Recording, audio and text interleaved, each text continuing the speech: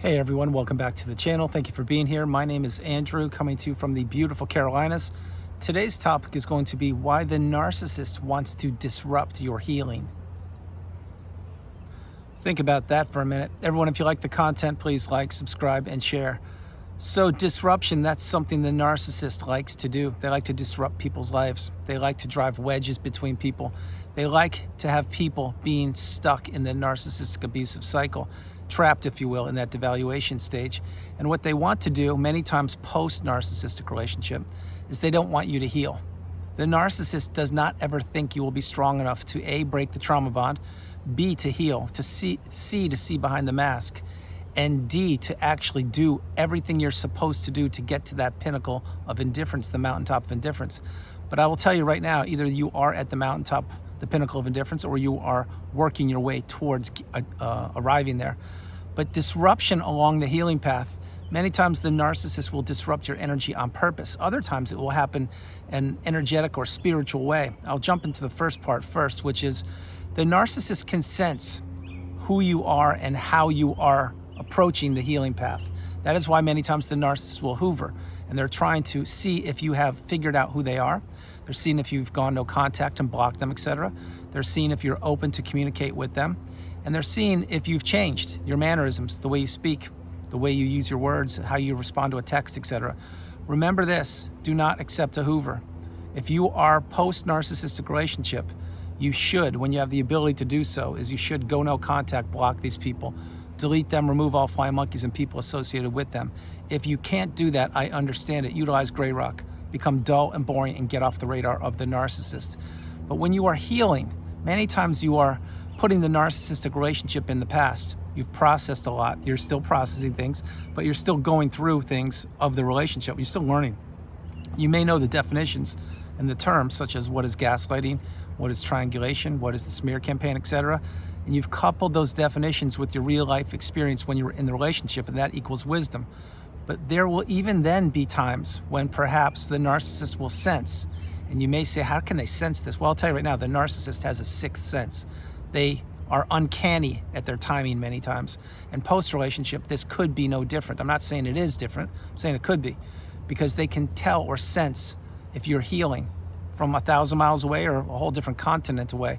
And when they do that, many times they will try to test the waters and see who you are, what you have done, if you've understood who they are and you've figured out what narcissism is, etc. But they will try to throw a monkey wrench in your healing. And this actually happens when you're in the relationship too, which I'll jump into in a moment. But the point being for this is the narcissist doesn't want you to heal. They want to disrupt your energy. They want to stay stuck living in your mind rent-free. They do not want you breaking the chains. They do not want you breaking the trauma bond. They want you to be that pawn, that puppet. They want you to be the unpaid helper, walking apology, etc. And again, that was you for a period of time, which was the length of the relationship, but no longer is that you, because you now understand that you have boundaries.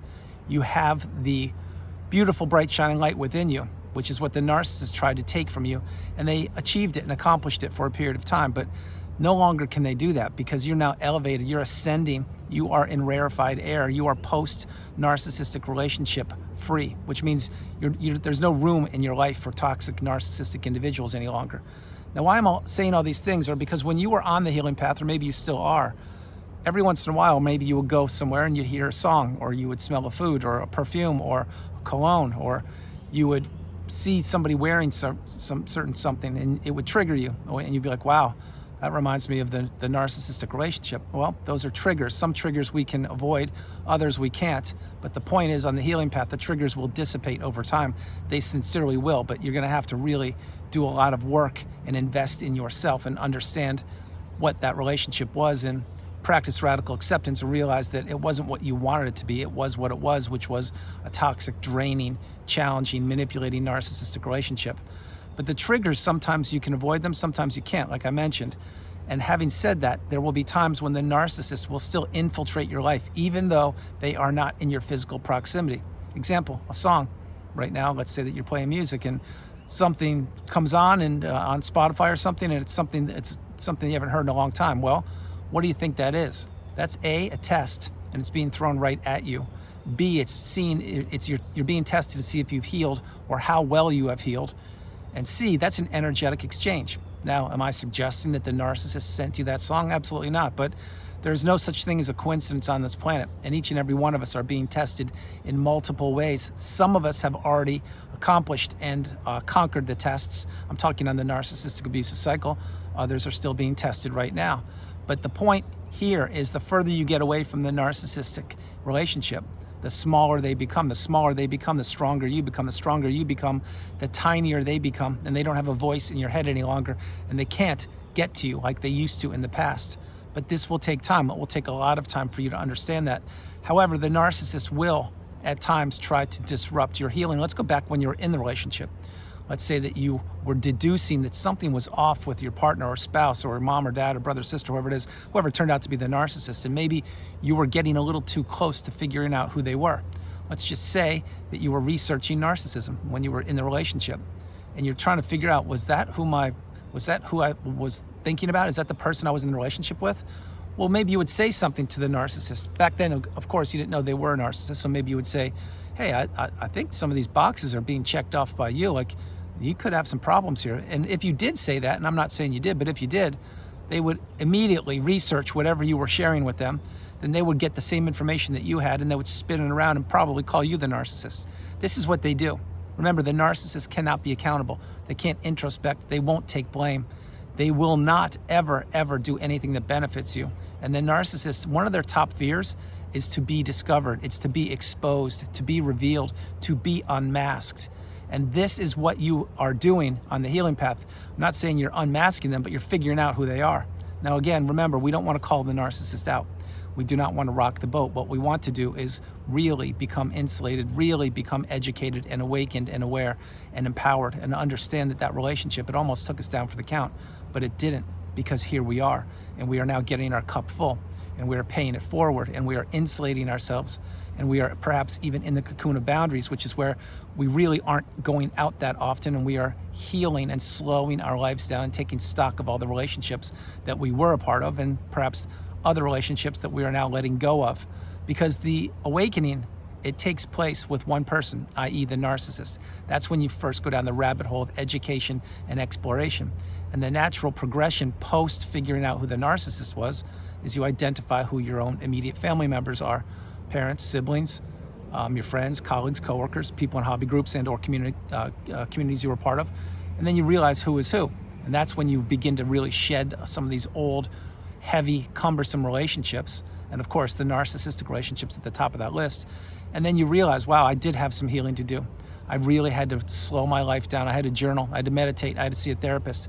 I had to heal childhood wounds. I had to watch videos. I had to write. I had to really understand that who I was in the past is no longer who I am in the present. And I am evolving. I am changing. I am growing. I am becoming galvanized. I'm entering the third version of myself, which is the strongest, most galvanized version of myself known to humankind. The three versions of you, the first version is the version you were before you met the narcissist. The second version is the version of you who was lost when you were in the relationship. That's when you were existing in the devaluation stage. And the third version is when you rise through the ashes like a phoenix and you come through the fire and you are the strongest, most galvanized version of yourself. That is the third version of you. And that's when you arrive, or you're very close to arriving at the pinnacle of indifference, the mountaintop of indifference. But as I'm mentioning, the narcissist will try to disrupt your energy any way they can. They did it when they first met you. They did it throughout the relationship when you were in it with them. And many times post-relationship, they will try to do it. Let's go back to the Hoover again. Let's say the narcissist Hoovers you. Maybe they send you a package in the mail, or ask you to return that old smelly sock from 30 years ago. Or they drop you an email, or they have a flying monkey text you or call you. And why do you think the narcissist would be hoovering somebody? It's because you crossed their mind, number one. Number two, it's because they realized that they had the best thing that they ever had in you. Not in the new supply, not in the person before you were in a relationship with them, in you. That's why you are a beautiful, bright, shining light. That's why you are elevated so much higher when you remove the chains of the narcissistic relationship with you, from you, because you're no longer trapped in that low vibrational quagmire state where the narcissist exists. The narcissist cannot elevate. They need energy sources to take from and to consume, and to have those people trade spaces with them. That's the energetic exchange between the narcissist and you. Remember, when you met the narcissist, you probably were a people pleaser or a yes person, or you were wearing rose-tinted glasses and you thought that everybody thought like you did and everybody had each other's best interest at heart. That's not the case. And then lo and behold came the narcissist. And what did they do? They took you on a roller coaster of emotions. They dipped you in the deep end of destruction. They had you stuck in the quagmire of manipulation. And when they did these things, they were trying to take as much from you as they possibly could, which includes your time, money, energy, effort, love, empathy, everything I talk about on the channel. But they did try to disrupt your life, and they succeeded for quite a period of time. Maybe it was a day, a week, a month, a year, a decade. Maybe it was a lifetime. Maybe you were born into the narcissistic relationship. Maybe it was your parents. But something shifted. You found that needle in a haystack. You got your first light bulb moment. You understood that something is wrong here, and that all the words you were being told when you were in the relationship, none of them were true, because they were coming from the narcissist, and the narcissist was simply leading you down a path of destruction. They didn't have your best interest at heart back then. They don't now, and they never will in the future. This is what the narcissist does. They're stuck in the loop. They're stuck in the cycle, and you were trapped in that cycle for a period of time. But how the narcissist, or why the narcissist wants to disrupt your healing? Because they don't want you to elevate. They don't want you to discover who you are. They don't want you to realize how strong you are. They don't want you to lean into your fortitude, your resilience, your strength, your courage, your determination, your grit, your wherewithal. They don't want you to be victorious. They don't want you to go no contact and block them. Now you may say, well, what's with the blocking? You speak about blocking so frequently on the channel. I speak about it because number one, it works. Number two, many people that are empaths or people that aren't accustomed to blocking people, they feel guilty about blocking somebody. Well, when you're referring to a narcissist, there's no feeling guilty about anything. You need to save yourself, because there are only two options. You're going to go down with the ship with the narcissistic relationship, or you're going to get off the boat and you're going to heal, and you're going to really understand that blocking is the path.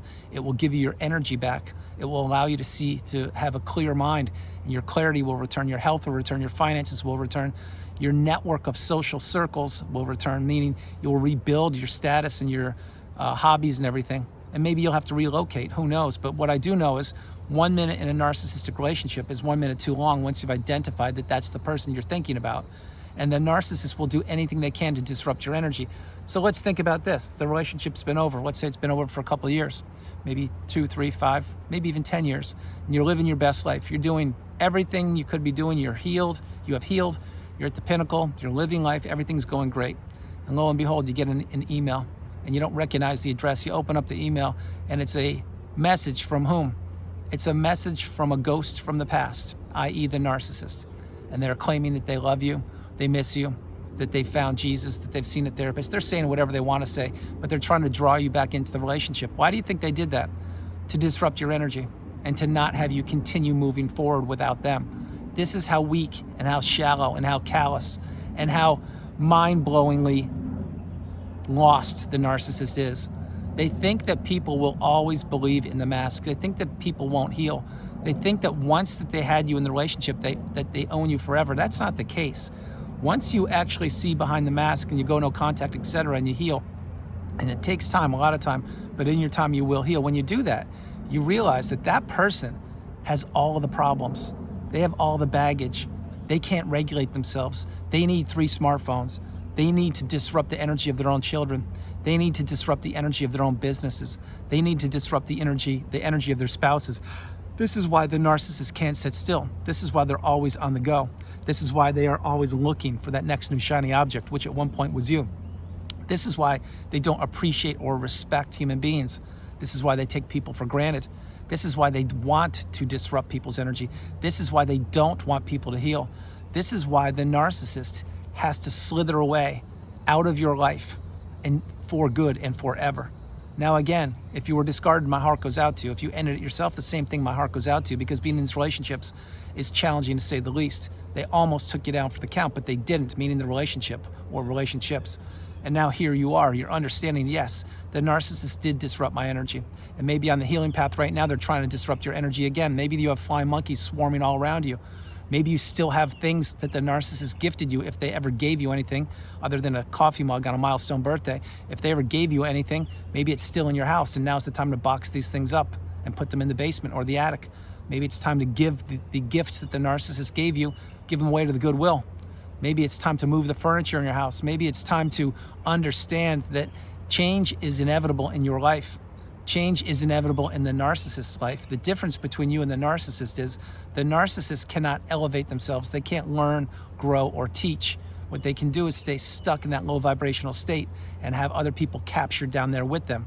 For as long as those people can maintain the belief in the mask, and sometimes it's a lifetime for some people, and then and the difference with you is you're not the same person that you were, because when that relationship ended, you had to heal. You had to understand the definitions in the glossary and the terms on the narcissistic abusive cycle. The narcissist didn't have anything to heal from.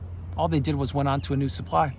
And that's how they go on from person to person, city to city, town to town, country to country, because they don't have anything to improve other than to fine-tune their craft, fine-tune their skills of manipulation and lies and devastation and destruction and disruption.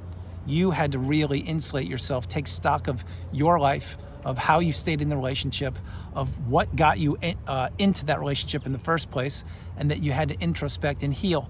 And now you're a totally different version of yourself, or you are about to be a different version of yourself. The narcissist is the same old person. As a matter of fact, as the clock is ticking and Father Time moves on, they're probably getting closer and closer to becoming what is called the aging narcissist, which is not a pretty sight to see. That's when the looks are fading. They can't bat their eyelashes the way they used to. A couple too many lipos has gone sideways, and next thing you know, they can't get the supply that they used to get, which was you. Now they're trying to cling on to their looks and their hopes, and they're trying to talk of a generation 10, 20, 30 years younger. And this is pathetic. It's sad, but this is what the aging narcissist does, because they can't look in the mirror and see what is in front of them. They see what they want to see, and that's what they did when they were in the relationship with you. They never saw you for who you really were. They saw what you provided for them. They saw the opportunity in front of them, and they saw a person who did not know what narcissism was, so they could manipulate that person, disrupt their energy, and take anything they possibly could from them. So everyone, that's the video. I hope you liked it. I loved doing it from the beautiful Carolinas. This is Andrew. Namaste. Have a great afternoon, evening, or morning, no matter where you are on the planet. You are not alone. Remember that. You are not alone. God bless you. I love you, and I'll talk to you tomorrow. And understand, the narcissist will always try to disrupt your energy, kind of like that car going right now. That's the narcissist trying to disrupt my energy. It doesn't happen these days, though, because now we have boundaries. We understand that we are stronger than we know. And that is exactly why we must put all of our energy back into ourselves and not give the narcissist any energy. Again, go no contact if you can. I love you all. God bless you. And I will talk to you tomorrow. All right. Bye, everybody.